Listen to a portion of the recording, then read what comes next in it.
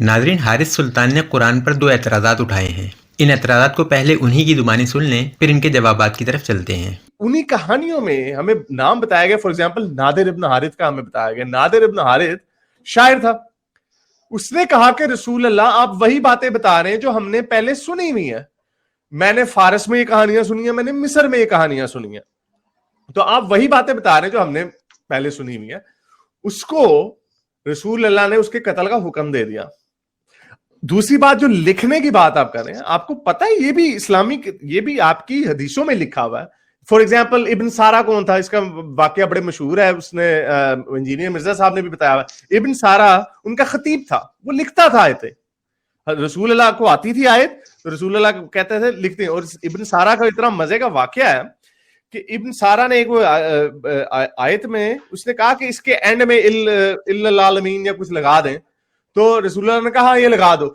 اس پہ سعد بن سارا نے کہا کہ بھائی یہ تو رسول اللہ میری سجیشن پہ ہی آیتوں کو بدل دیتے، تو وہ بھاگ گیا۔ تو جب فتح مکہ ہوئی تو جو آپ نے سنا نا 11 بندوں کو کہ فتح مکہ میں 10 بندوں کو سلطنت سے جدا کرنے کا حکم دیا، باقی سارے مسلمان ہو گئے، ان میں سے ایک یہ ابن سارا بھی تھا۔ یہ میں نے بھی کہہ رہا یہ انجینئر مرزا نے بھی اس کے اوپر واقعہ بتایا، آپ لکھیں انجینئر مرزا ابن سارا IBNSARH، آپ کو مل جائے گا وہ واقعہ۔ تو یہ ساری باتیں آپ کی اپنی ہی کتابوں میں لکھی ہوئی، کسی گورے نے یا ہندو نے نہیں لکھی ہوئی۔ تو یہ جو لکھنے کے ان کو لکھنا پڑھنا نہیں آتا تھا، یہ کوئی آرگومنٹ نہیں ہے۔ بڑے بڑے آپ ابھی بھی گاؤں میں چلے جائیں، یا آپ کے کوئی بڑے کوئی عقل نانا دادا ہوں گے، انہوں نے بڑی بات، آپ کو پتہ ہے بادشاہوں کو لکھنا پڑھنا نہیں آتا تھا۔ آپ کا لکھنے پڑھنے سے کیا مراد تھا کہ آپ یہ کہہ رہے ہیں ان کو پڑھنا نہیں آتا تھا تو انہوں نے یہ کہانیاں نہیں سنی ہوں گی۔ گاؤں میں آپ چلے جائیں، بڑے آپ کے جو بزرگ ہوتے ہیں انہوں نے تقریباً کچھ 60-70 سال دیکھے ہوتے ہیں، تو ان کو موسٹلی کو لکھنا پڑھنا نہیں آتا، لیکن وہ آپ کو بتاتے ہیں ایوب کے زمانے میں یہ ہوتا تھا، یہ مشہور تھا۔ عارف بھائی گوٹ اٹ۔ ابھی قرآن میں بک میں کبھی کبھی کچھ ایسا ہمیں ملتا ہے، مطلب کہ کچھ لوگ آئے ہیں، انہوں نے آپ سے ایک بات پوچھی ہے، آپ کے پاس اس کا جواب نہیں تھا، مطلب نہیں معلوم تھا، اوپر سے حکم آرڈر آیا ہے کہ اس بات کا یہ جواب ہے، وہ سوچ کے دیتے تھے نا۔ آپ میرے سے پوچھیں یار حارث بھائی یہ وہ فلم نہ چلاؤ آپ بھی، یہ غلط بات ہے، ان کو نہیں معلوم تھا نا، اوپر سے آرڈر آیا۔ سر میں آپ کو بتاتا ہوں نا، آپ کو پتا وہ بڑا مشہور واقعہ، 3 یہودیوں نے 3 یہودی بھیجے رسول اللہ کے پاس کہ ان سے پوچھو کہ 3 کہانیاں پوچھو کون سی تھیں۔ ایک وہ غار والی کہانی، اور وہ اس کی ذوالقرنین کی کہانی، اور تیسری کہانی کون سی تھی کوئی بتا دے، مجھے نہیں یاد آ رہی۔ تو وہ انہوں نے پوچھا، ہاں ایگزیکٹ۔ تو رسول اللہ نے کہا کہ اچھا، انہوں نے کہا پوچھ کے بتاؤ۔ اب یہ آپ میرے سے کوئی سوال پوچھ لیں، یار حارث ہیموگلوبن کیا ہے، فلانا کیا فلانا کیا، ابھی پتا چل جائے گا تم کتنے بڑے بایولوجسٹ ہو، فرض کریں آپ مجھ سے پوچھ لیں، میں پوچھ کے اللہ میاں سے پوچھ کے بتا دوں گا آپ کو، میں آگے ریسرچ کر کے لے آؤں، ٹھیک ہے۔ اب وہ رسول اللہ نے کہا کہ میں بتا دوں گا، پتہ نہیں 3 دن کا چکر تھا کہ پتہ نہیں کیا تھا۔ تو 3 دن بعد وہ انہوں نے رسول اللہ نے اپنے ورژن، کیونکہ جو یہاں کے لوگ تھے انہوں نے اس پوائنٹ ویو سے بتا دی کہانی کہ یہ تھے وہ غار میں گئے بندے 100 سال سوئے رہے، پھر ان کے ہڈیاں نکل گئیں، اور وہ ذوالقرنین کی کہانی سنائی جس کو کئی لوگ سکندر اعظم کہتے ہیں، وہ مشرق سے چلا مغرب سے چلا مشرق تک گیا، وہاں پہ دیوار لگائی وغیرہ وغیرہ۔ اس میں جو تھوڑی سی تبدیلیاں تھیں رسول اللہ نے اس میں کہا، جو یہودیوں نے کہا ہاں مان گئے موزلی کہانی، لیکن تھوڑی سی تبدیلیاں ہیں۔ رسول اللہ نے کہا تمہاری غلط کہانی ہے، مجھے تو ڈائریکٹ اللہ میاں سے ای میل آئی ہے۔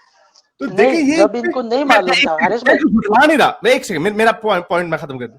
میں آپ کو یہ نہیں کہہ رہا کہ رسول اللہ جھوٹ بول رہے ہیں اس میں، ٹھیک ہے، کیونکہ اس سے یہ آرگومنٹ نہیں بنے گا کہ یہ تو بھائی غلط ہو گیا۔ میں آپ کو یہ کہہ رہا ہوں اس کے اندر کوئی خاص بات نہیں ہے۔ آپ ریسرچ کر کے 3 منٹ بعد آ کے، مزہ تب آتا کہ وہ جب ان کا ٹیسٹ لیا جا رہا ہے، وائوا لیا جا رہا ہے، اوپر سے اسی وقت انفارمیشن فیڈ ہو رہی ہوتی کہ جی یہ کہانی 3 دن مانگے، کیوں مانگے بھائی؟ جبرائیل نے گھوڑے پہ بیٹھ کے آنا تھا۔ میں نے آپ کو بتایا نا، اس سے ساری جو یہ جو باتیں میں نے رکھی ہیں نا، ان ساری باتوں سے یہ ثابت نہیں ہوتا کہ خدا نہیں ہے۔ میں آپ کو یہ کہہ رہا ہوں ان ساری باتوں سے ہم یہ کہہ رہے ہیں کہ اس کے اندر کوئی خاص بات نہیں ہے، یہ کوئی بھی کہہ سکتا ہے۔ کیسے ریسرچ کریں گے وہ؟ اس ہم تو گوگل کر لیتے ہیں، وہ کہاں سے ریسرچ کریں گے؟ ان کے پاس ان کے لوگ نہیں تھے ان کے آس پاس جو ان کی سپورٹ کرتے ہوں گے یا ان کے جاننے والے ہوں گے؟ اوکے، وہ اپنے پھر کمپینین سے پوچھ کے تو آگے بتایا ہوگا۔ تو کمپینین تو نہیں عارف بھائی، بات سمجھ میں نہیں آ رہی نا۔ کمپینین تو یہ بولیں گے نا کہ ہم تو آپ سے سیکھتے ہیں، تو آپ ہم سے پوچھ رہے نہیں ایسے ضروری نہیں ہے نا. ہاں تو بھائی کچھ بڑے قریب آپ کو پتا ہے جو پہلی پھر وہی بات آ جاتی, یہ ہماری آنکھوں کے سامنے کام نہیں ہوا. یہ ساری باتیں ہمیں بعد میں بتائی گئی ہیں کہ رسول اللہ کی زندگی میں یہ باتیں ہوئی ہیں. اور اس میں اب دیکھیں, اس کو میں آپ کو اس کا میرے پاس کوئی حوالہ نہیں ہے کہ کوئی فلانا بندہ پکڑا گیا, لیکن میرے پاس ابن سارا کا واقعہ ہے, لیکن اس کو آپ نہیں مانیں گے کہ ابن سارا نے کہا کہ اس کے اندر یہ لفظ ایڈ کر دیں, تو رسول اللہ نے کہا ہاں کر دو. تو اس نے کہا ہیں, جو آپ نے بھی بات کی کہ کمپینین سے اس نے کہا ہیں آپ نے تو میری سجیشن کے اوپر آپ قرآن کو بدل رہے ہیں, یہ قرآن ہو نہیں سکتا اللہ کا. تو پھر رسول اللہ نے اس کو قتل کی سزا کیوں دی؟ لیکن خیر وہ نہیں دیا کیونکہ وہ حضرت عثمان کا اچھا دوست تھا. حضرت عثمان نے بچا لیا اس کو, سعد بن سارا کو. تو اس کو آپ نہیں مانیں گے. جی ناظرین, تو یہ تھے اعتراضات. پہلا اعتراض نضر بن حارث سے متعلق ہے اور دوسرا عبداللہ ابن ابی سرح سے متعلق. آج کی ویڈیو میں نضر بن حارث پر بات کر لیتے ہیں. اگلی ویڈیو میں انشاءاللہ عبداللہ ابن ابی سرح کے حوالے سے بات ہوگی. نضر بن حارث سے متعلق جو اعتراض ہے وہ کچھ یوں ہے کہ نضر بن حارث ایک صاحب علم شخص تھا جو پچھلے ادیان سے متعلق بہت زیادہ علم رکھتا تھا. اس نے نبی کریم صلی اللہ علیہ وآلہ وسلم کی زندگی میں جب ان کی باتیں سنی تو لوگوں کو قرآن اور پچھلی باتوں کی مماثلت بتا کر یہ ثابت کرنے کی کوشش کرتا کہ یہ سب پچھلی کتابوں سے گڑھ لیا گیا ہے. وہ عموماً یہ کرتا کہ جب نبی کریم صلی اللہ علیہ وآلہ وسلم قرآن کی کچھ آیات تلاوت فرماتے تو آپ صلی اللہ علیہ وآلہ وسلم کے جانے کے بعد وہ وہی قصہ لوگوں کو پچھلی کتابوں سے سنا کر کہتا کہ یہ قصہ یہاں سے لیا گیا ہے, جو کچھ تبدیلیوں کے بعد نبی کریم صلی اللہ علیہ وآلہ وسلم نے قرآن میں شامل کر لیا ہے. پھر اس نے اپنی بات کو ثابت کرنے کے لیے کفار مکہ کو 3 سوالات بتائے کہ یہ 3 سوال نبی کریم صلی اللہ علیہ وآلہ وسلم سے پوچھے جائیں تو یہ یقیناً ان کے جواب نہیں دے پائیں گے. ان میں پہلا سوال اصحاب کہف سے متعلق تھا, دوسرا حضرت موسیٰ علیہ السلام اور حضرت خضر علیہ السلام کی ملاقات سے متعلق تھا, اور تیسرا ذوالقرنین علیہ السلام سے متعلق. انہی سوالات کے جواب میں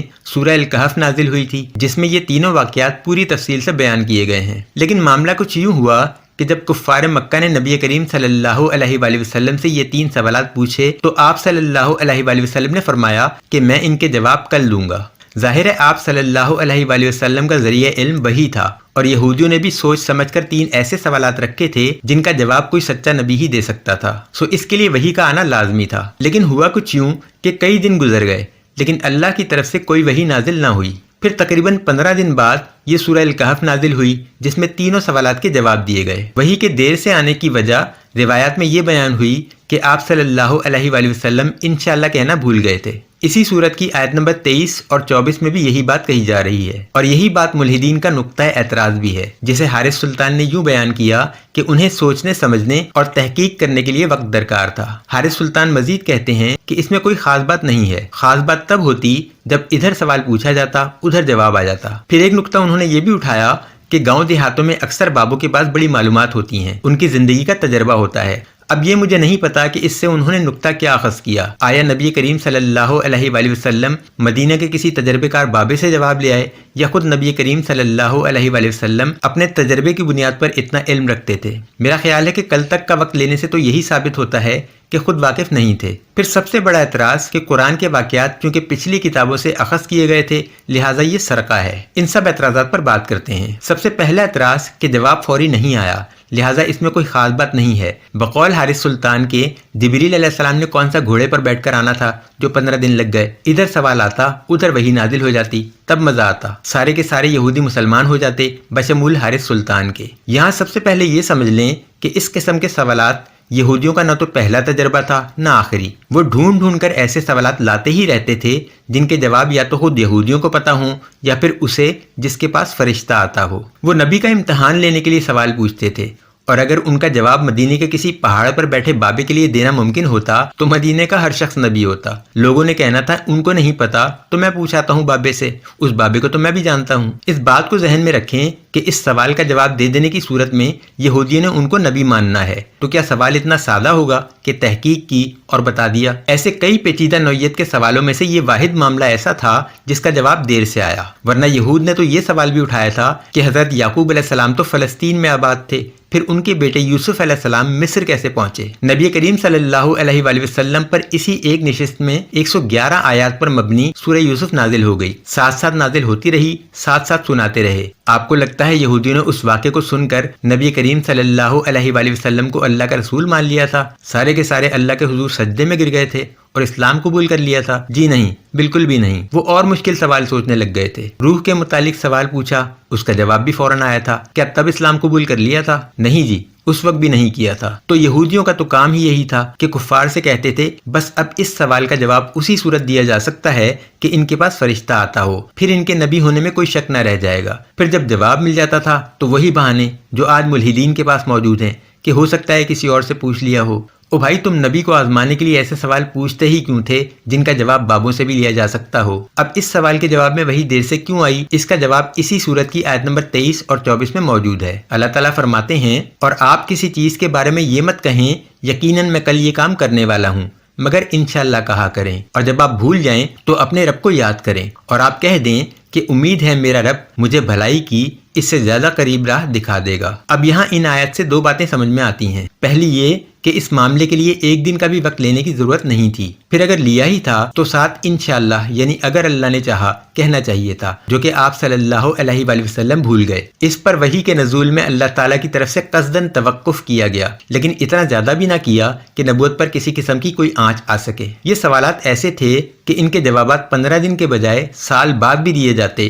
تو اس کا ماخذ وہی ہی رہتی۔ جس تحقیق کی حارث سلطان بات کر رہے ہیں وہ ممکن نہیں تھی۔ اب اس سے حارث سلطان نے یہ اعتراض کیا کہ جواب آنے میں 15 دن لگ گئے تو تحقیق کر لی یا سوچ سمجھ کر جواب دے دیا۔ یہاں حارث سلطان آج کے دور کی سہولیات سے پچھلے دور کو گڑمٹ کر رہے ہیں۔ پہلے تو یہ سمجھ لیں کہ یہ سوالات تاریخی واقعات سے متعلق تھے اور ان کے متعلق حقائق جاننے والے بھی موجود تھے، تبھی تو آزمایا جا رہا تھا۔ اگر معاملہ یہ ہوتا کہ کسی کو اس بارے میں کچھ علم ہی نہیں ہے تب تو کوئی بھی من گڑت جواب دیا جا سکتا تھا، تو یہ جواب سوچ سمجھ کر تو دیا ہی نہیں جا سکتا تھا۔ اب رہا سوال تحقیق کر کے جواب دینے کا، تو مجھے سمجھائیں کہ آپ آج سے 1400 سال پہلے ایک ایسے دور میں موجود ہیں جہاں آپ کے پاس نہ ٹی وی ہے، نہ کمپیوٹر، نہ کوئی انٹرنیٹ دستیاب ہے کہ گوگل کر سکیں۔ اگر مدینے سے باہر جا کر جواب لے کر آتے ہیں تو اس کے لیے 15 دن کا عرصہ بھی بہت کم ہے، کیونکہ فراری دستیاب نہیں ہے، اونٹوں پر بیٹھ کر جانا ہے اور انہی پر واپس آنا ہے۔ پھر ایک ایسے معاشرے میں جہاں ہر شخص ایک دوسرے کو جانتا ہے، یہودیوں سے نظر بچا کر بھی جانا ہے۔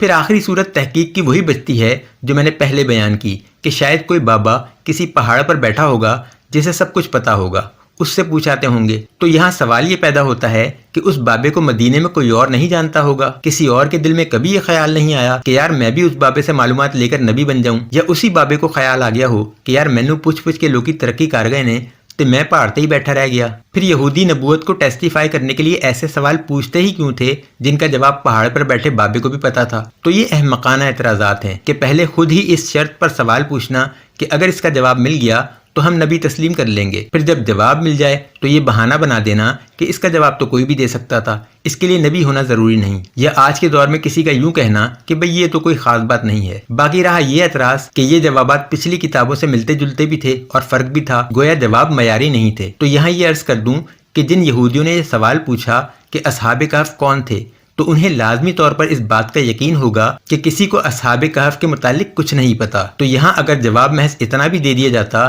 کہ اصحاب کہف غار والے لوگ تھے یا کتبے والے لوگ تھے تو کافی تھا۔ باقی جو تفصیل بتائی گئی وہ بونس ہے۔ اب وہ تفصیل اگر یہودیوں کی کتابوں سے مکمل میل نہیں کھاتی تو یہاں انہیں اپنے گریبان میں جھانکنے کی ضرورت تھی۔ قرآن نے کبھی یہ دعویٰ نہیں کیا کہ اس میں جو واقعات درج ہیں وہ پہلے کبھی کسی کتاب میں آئے ہی نہیں، بلکہ قرآن کا دعویٰ اس کے برعکس ہے۔ قرآن تو تصدیق کرتا ہے پچھلی کتابوں کی۔ قرآن اگر نقل کیا جاتا تو لفظ بلفظ نقل ہوتا، لیکن قرآن در حقیقت تطہیر کرتا ہے، پچھلی کتابوں میں سے اللہ کے کلام کو الگ کرتا ہے بندوں کی آمیزش سے۔ یہی قرآن کا حسن ہے۔ امید ہے یہ معاملہ سمجھ آ گیا ہوگا۔ اگلی ویڈیو میں انشاءاللہ عبداللہ بن ابی السرح سے متعلق بات کریں گے۔ اللہ تعالیٰ سب کو عقل استعمال کرنے کی توفیق عطا فرمائے، آمین۔